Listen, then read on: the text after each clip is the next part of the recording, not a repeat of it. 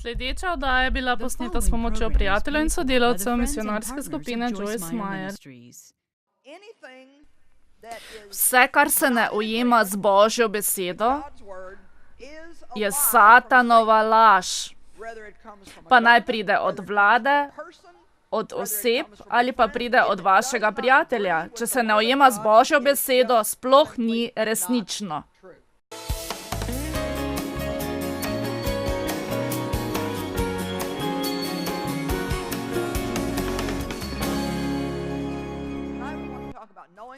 Danes bom govorila, kako spoznati naravo našega sovražnika. Zelo pomembno je, da poznamo značaj Boga, vendar je prav tako pomembno, da poznamo Satanov značaj. Hudič, ki je naš sovražnik. Če na primer poznamo Božji značaj, vemo, da je Bog dober. Torej, če pride nekdo okrog in me spodbuja, lahko dobro razumem, da je to zame blagoslov, ki prihaja od Boga. Bog je našel nekoga, po katerem lahko deluje. On me spodbuja in sedaj se bolje počutim. Vendar po drugi strani, če me kdo vleče navzdol, če me preveč kritizira, obsoja in je do mene neprijazen, potem ne bi smela zapravljati časa, da sem zaradi tega potrta. Dovolj bistra bi morala biti in razumeti, da hudič deluje po njih, da bi me tako želel potreti. Poskuša me iztiriti, odvrniti od tega, da bi napravila kakšen napredek. Hudič sovraži napredek. On sovraži kakršenkoli napredek. Pavel pravi, da so mu odprta vrata številnih možnosti. Z njimi pa pridejo številni nasprotniki. Imam navado reči, da nov nivo življenja pomeni novega hudiča. Vsakič, ko pridete nekoliko višje, pridete v nov prostor. Rečete, bolj bom dajal, več bom služil Bogu, zares bom sodeloval z Bogom, da ne bi bil tako sebičen in bi bolj pomagal drugim ljudem. Nikar si ne mislite, da boste to izpeljali brez kakršnega koli nasprotovanja. To se ne bo zgodilo. Potreben je čas odločitve, čas, ko rečemo, vem, kaj se dogaja. Vem, da me hudič napada. In veš, kaj hudič? Odgovor je ne. Vidite, kaj se zgodi, če ne poznamo značaja našega sovražnika? Postanemo zmedeni in si mislimo, ne razumem, poskušam napraviti pravo stvar in nato se mi zgodi več slabih stvari, kakor prej, ko nisem niti poskusil. Dajte no, amen. Vedno moramo imeti tisti čas vztrajanja, ko ne popustimo in ko prebrodimo ta čas, pridemo na čisto nov, velik prostor, ki vam da več prostosti. Lahko ga primerjate na nek način z rojstvom. Kakor otrok raste in raste v materinem telesu in ko pride čas, mora močno pritisniti skozi majhno režo, po kateri prihaja na svet. Rojstvo je, da prileze v svetli, čudoviti svet. Gotova sem, da si misli, kakšen svet? Tam je bilo prijetno, kjer sem bil in sedaj mi hoče dopovedati, da bo tukaj boljše. Torej, ko včasih čutite takšen pritisk in stisko, si lahko samo rečete, no, Bog rojeva nekaj novega v meni, kar me bo pripeljalo do nove razsežnosti, svobode in zmage. Hudič me samo stiska, da bi se počutil bedno. Danes si bomo v začetku vzeli nekoliko časa, da govorimo o hudičevem značaju. Ne bomo posvetili preveč časa, vendar je pomembno, da ga spoznamo. Prva stvar, ki vam jo hočem povedati, je, da je hudič lažnivec. Lažnivec. Jezus je resnica. Hudič je lažnivec. Janez 8:44. Pokazati vam hočem te odlomke, ker mislim, da vam bodo pomagali. Vi imate hudiča za očeta in hočete uresničevati želje svojega očeta. On je bil od začetka morilec ljudi in ni obstal v resnici, ker v njem ni resnice. Ko se laže, je to zanj nekaj naravnega, kajti on je lažnivec. Oče laži in vse skupaj je ena sama laž. Torej vse, kar se ne strinja z Božjo besedo, je hudičeva laž. Pa naj pride od vlade, od oseb ali pa celo od vašega prijatelja. Če se ne ujema z Božjo besedo, ni resnično. Ali lahko vsi pritrdite z amen? Danes je mnogo ljudi, ki hočejo to razvodeneti in reči, veš, tole ne moreš vzeti tako dobesedno, no ne vem, kaj drugega naj s tem naredim. Res je, da ne moreš samo prebrati in izbrati tistih delov, ki jih hočeš in opustiti tisti, ki jih nočeš. Res je, da to mnogim ni všeč. Res je, da ves čas rastemo, si pridobimo spoznanje in se bolj in bolj učimo spoznavati svet. Vendar se moramo odločiti, če hočemo začeti s stvarmi, ki so resnica. To je res. Rekla sem, da je to res. To je resnica. Mi pa bomo živeli takšno življenje, ki nam ga Jezus želi podariti, ali pa bomo zapravljali okrog in ga razvodenili, tako da bomo napravili samo zmešnjavo. Hudič se bo hotel pogajati z vami. Veš, to nima smisla, nima smisla. Veste, ni nujno, da ima vse nek smisel v naših možganih. To je vprašanje srca. Mi bi morali objeti svoje srce. Ne morem v resnici reči, da razumem odrešenje. V resnici nisem videla Jezusa, kako je umrl zame, vendar vem, da je to storil. Kar je on storil, nima nobenega smisla, vendar moje srce ve. Jaz vem, da vem. Mi včasih mislimo in vemo preveč. Včasih bi morali izključiti naš in iti nekoliko globlje in reči, kaj je v mojem srcu. Vem to, kar vem in vem, da je hudič lažnivec, kradljivec in morilec. Janez 10:10 je osnovno besedilo za današnje učenje in je hkrati eno izmed mojih najljubših besedil v Svetem pismu. Tat prihaja samo zato, da krade, kolje in pokončuje. Jaz sem prišel, da bi imeli življenje in ga imeli v obilju, do vrha in da teče čez. Koliko izmed vas se veseli, da je prišel Jezus? Tretjič. Hudič je goljuf, Razodetje 12:9. To pomeni, da nam laže in če nas pridobi, da verjamemo lažem, smo prevarani. Goljufija pomeni, da verjamemo lažem.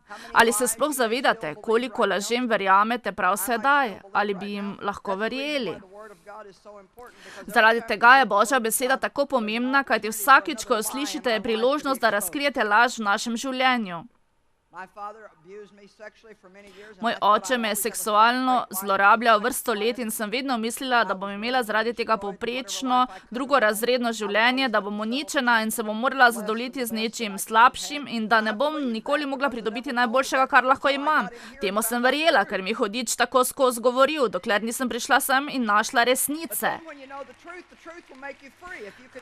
Ampak ko spoznate resnico, vas bo resnica osvobodila. Če ostanete v moji besedi, ste resnično moji učenci in spoznali boste resnico in resnica vas bo osvobodila. Poslušajte, ni mogoče samo sedeti na stolu in poslušati nekoga, da vas bo osvobodil.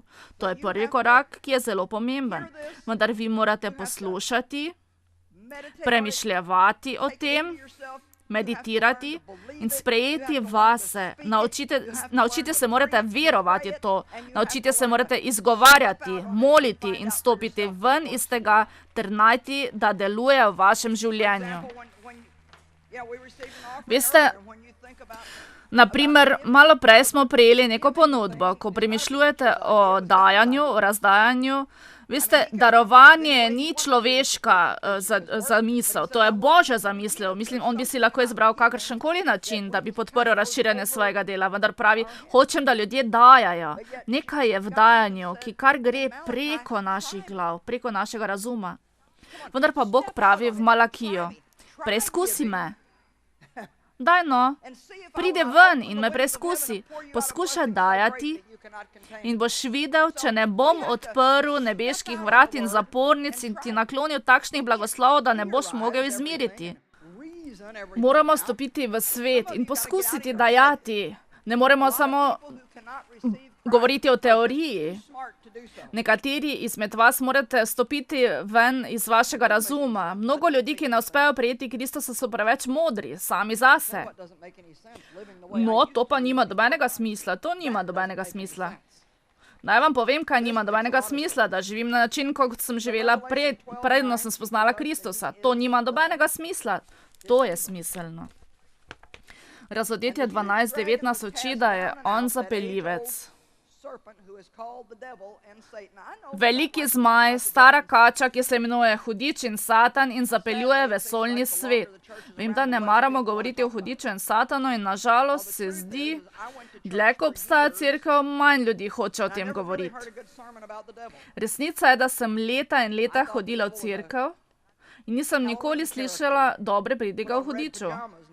Mislila sem, da je to nek lik zapusta, ko se preoblečete v rdečo pižamo z dolgim repom in v rokah nosi lesene vile. Res sem si tako mislila.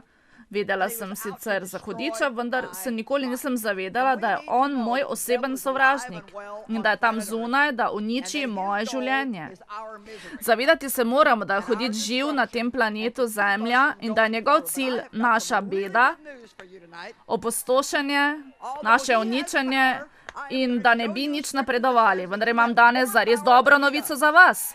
Čeprav ima moč, vam bom danes pokazala besedilo, ki pravi, da imate vi celo več moči od njega. To je druga stvar, ki jo leta in leta nisem vedela. Nisem vedela, da imam kakšno moč. Vedela sem, da Bog ima moč, vendar se mi ni niti sanjalo, da bi to svojo moč želel Bog deliti z mano.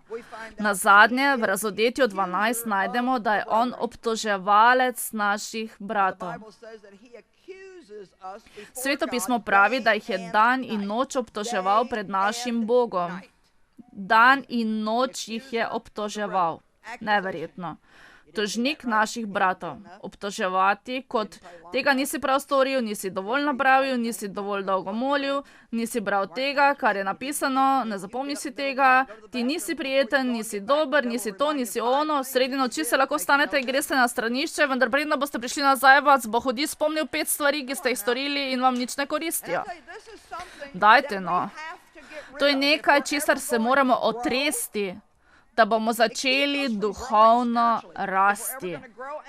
Da bi lahko kdaj rasli in se veselili življenja, za katerega je Jezus umrl za nas, da bi nam ga podaril. To bi moral biti naš cilj, naš prvi cilj in smisel. Lahko celo mislite, zveni nekoliko meseno, da imamo nek namen in cilj in se zaradi tega veselimo. Jezus je rekel, prišel sem, da bi imeli življenje in bi ga imeli v izobilju. Ali je kdo izmed vas, ki ima otroka in želi, da bi se otrok počutil bedno? Vaše največje veselje je, ko vidite svoje otroke zdrave in se veselite njihovega življenja, ko se smejijo in se veselite vsega, kar imajo, da so dobri do drugih ljudi ter da so hvaležni. Takšne stvari nasmehnejo starše, pa ne zato, ker smo depresivni, čutimo obsodbo in smo v sebi negotovi ter imamo najrazličnejše probleme. Tega ne maramo, to nas žalosti. Mislim, da je prišel čas, da začnemo delati to, kar osrečuje Boga. Jaz vam lahko zagotovim, če ste vi srečni, je tudi Bog srečen. On je poslal Jezusa, da vas odkupi s svojo lastno krvjo od hudobnega sovražnika, značaj katerega moramo spoznati. Reči moramo, ne bom popustil ob tvojih neumnostih. Čas je, da vstanemo in se zavemo, kdo smo. Postavimo se na svoje mesto in se odzovemo kot vojaki Boga ter nehamo ležati okrog in dopustiti, da Hudič hodi po nas. Amen. Prva Mojzesova knjiga 3:1-5. Tu lahko vidimo, da se je goljufija začela že v raju.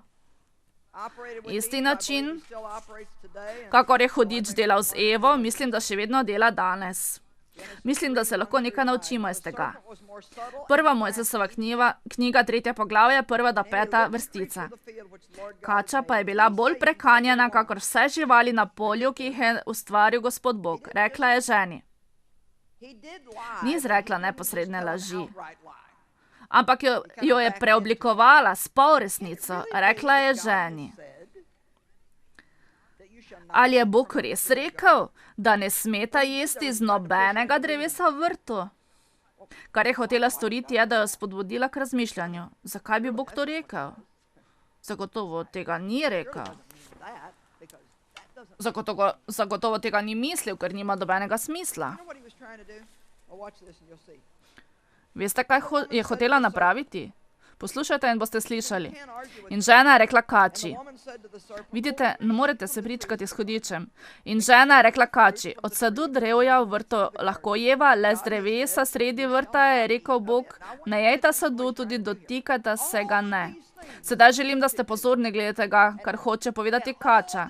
Izmed vseh stvari, ki jih lahko počneta Eva in Adam, kajti imata vse, da se lahko prehranita. Eno stvar je Bog rekel, da naj ne storita, in hudič želi osredotočiti pogled prav na to eno stvar, ki je ne smeta storiti. Tako pogosto ljudje nočejo sprejeti Kristusa in postati kristjani, ker mislijo, da potem ne bodo smeli nič storiti. Tako sem vesela, ko ne vem, kako se bo to zaključilo. Eno stvar vam povem, da se ne dolgočasim, kar sem začela služiti Bogu.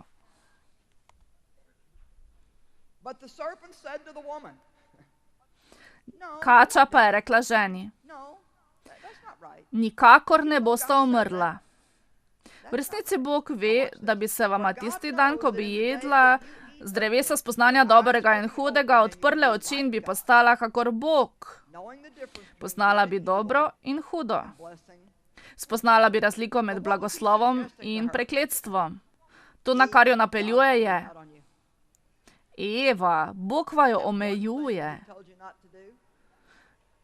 To je ena stvar, ki vama je rekel, da je ne smeta storiti. On vaju omejuje. Vidite, prav to hudič želi, da si mi mislimo, da Bog ni dober do nas. Kajti nekaj je, kar bi lahko za nas storil, vendar tega ne stori. Nekaj zadrži in sami moramo iti za to eno stvarjo, to edino stvarjo, ki jo je Bog označil za nas kot slabo. Vendar mi poznamo ves nered, ki ga je ustvarila. Res mislim, da ni bila njena krivda. Mislim, da je bila tudi Adamova. On bi moral biti odgovoren. To pa je že drugo predavanje. Dajte no, če Adam hoče biti glavni v hiši, potem se mora takšen pokazati. Ne pa, da pošlje svojo žensko, da se prepira s hudičem.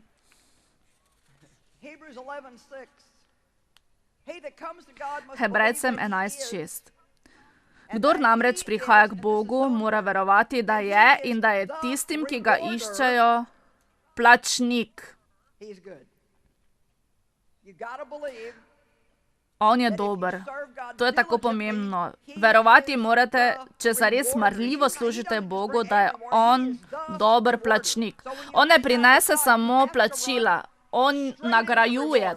Tako, ko ste tesno povezani z Bogom, imate že svoje plačilo v svojem življenju na zemlji.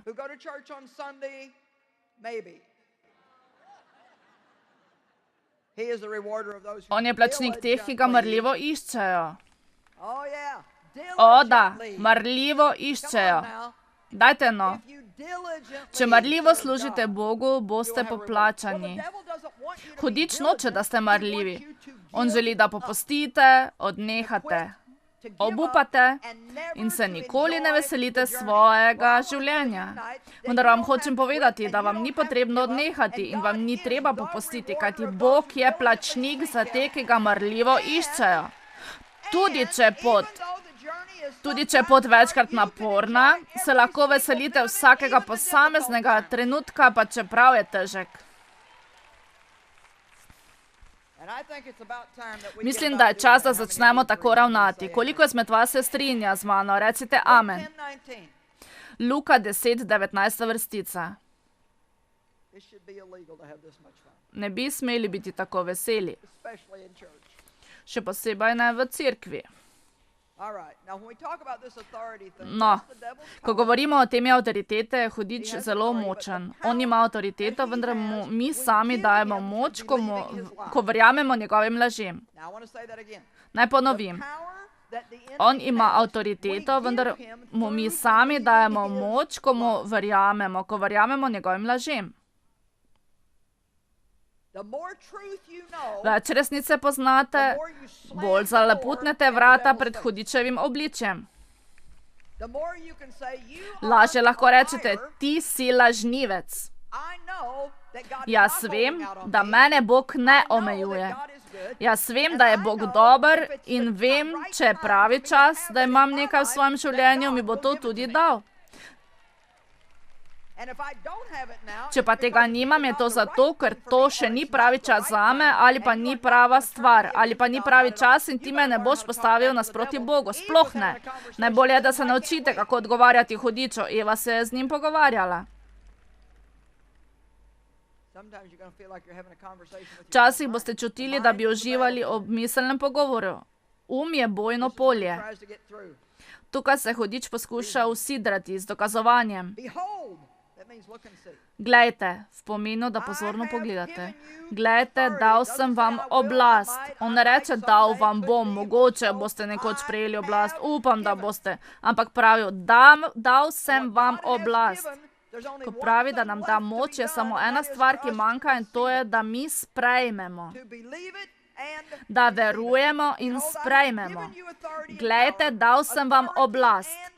Dal sem vam oblast, avtoriteto in moč, da stopate na kače in škorpione ter na vsako sovražnikovo moč. Dal sem vam fizično, umsko moč in sposobnost nad sovražnimi močmi. Nič vam ne bo škodovalo. Dajte no, aleluja!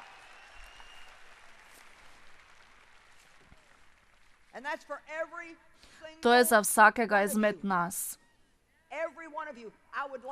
Za vsakega izmed vas. Če bi imela čas, bi rada vsakega izmed vas gledala v obraz in rekla, to je zate. To je zate in zate. Kajte tolikokrat slišimo te stvari in le bežno verjamemo. Da, nekateri ljudje imajo moč. Joyce, ti izgledaš močna, ker kričiš. To je samo moč mame, ki vzgaja 5 otrok. To je moč za moža, ki dela 2 smeni in pride domov ter pokosi travo ali pa zamenja olje v avtomobilu. To je moč, ko ti zmanjkuje denarja. To je moč, ko se obadate z otrokom, ki vas vedno vrže iz tira. To je moč, ko veš, da bi moral dobiti boljše delovno mesto, pa je nekdo drugi, ki se tega ne zasluži, dobil namesto tebe, kajte on se je odinjal šefu in ti nisi sprejel takšne igre. Glejte, dal sem vam oblast za vaše vsakdanje življenje. Tako se lahko veselite v ponedeljek, torek, sredo, četrtek, petek, soboto in nedeljo. Bog nam je dal moč, da bi gledali onstran tega, kar smo prav sedaj ali smo kdajkoli upali. Upanje je tako močno. Kaj naj hudič stori z vami, če se odrečete upanju? Upati pomeni, da pričakujemo z zaupljivostjo, da se mi bo zgodilo nekaj dobrega. Nekaj dobrega se mi bo zgodilo. Amen. Ko darujem misionarski skupini Joyce Meyer, čutim, da sem blagoslov za druge, ker ko ti daruješ njim, se oni razdajo za druge. Nekdo mora plačati, da se oddaje posname in predvajajo, da se lahko natisnejo knjige, ki jih beremo in se toliko iz njih naučimo. Če ti daruješ njim, v resnici daruješ vsem, mnogim ljudem po vsem svetu. Biti partner misionarske skupine Joyce Meyer je zame priložnost povrniti za dobroto. Ti si tu. Predvajana oddaja je bila plačana s strani prijateljev in sodelavcev misionarske skupine Joyce Meyer.